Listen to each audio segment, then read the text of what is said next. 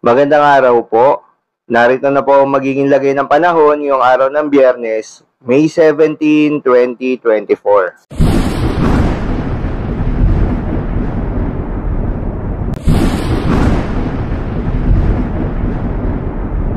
Sa kasalukuyan na tayo sa pag-asa, itong shear line o yung banggaan ng malamig na hangin na northeasterly wind flow at mainit na hangin na easterlies ay patuloy pa rin nakakaapekto sa may extreme northern Luzon.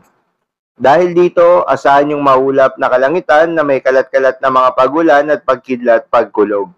Habang easterlies o yung mainit na hangin galing sa karagatang Pasipiko ay patuloy na nakakaapekto sa nalalabing bahagi ng ating bansa kasama ng Metro Manila.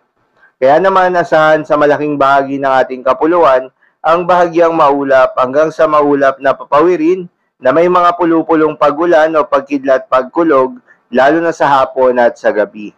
Magandang balita naman dahil ayon sa pag-asa ay wala namang binabantayan na low pressure area o bagyo sa loob ng ating Philippine Area of Responsibility. Pero sa labas ng Philippine Area of Responsibility ay may binabantayan tayo na low pressure area na pinangalanan ng Joint Typhoon Warning Center na Invest 93W.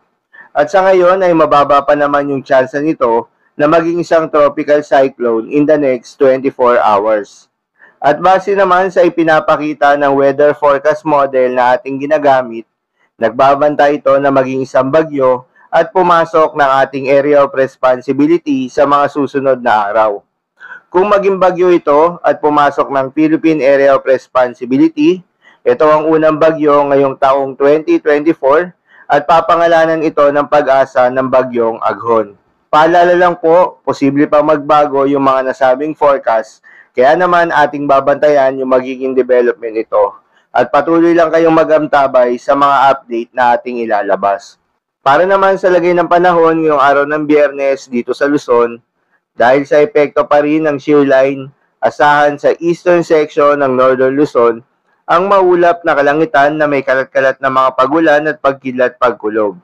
Habang sa nalalabing bahagi ng Luzon kasama ng Metro Manila, dahil pa rin sa easterlies, patuloy na makakaranas ng mainit at malinsangan na panahon sa bandang tanghali, ngunit pagsapit naman ng hapon at gabi, mataas na yung tsansa ng mga localized thunderstorms. Para naman sa Visayas at Mindanao kasama ng Palawan, asahan pa rin ang maganda at maliwalas na panahon na may mga tsansa rin ng mga localized thunderstorms lalo na sa hapon at sa gabi.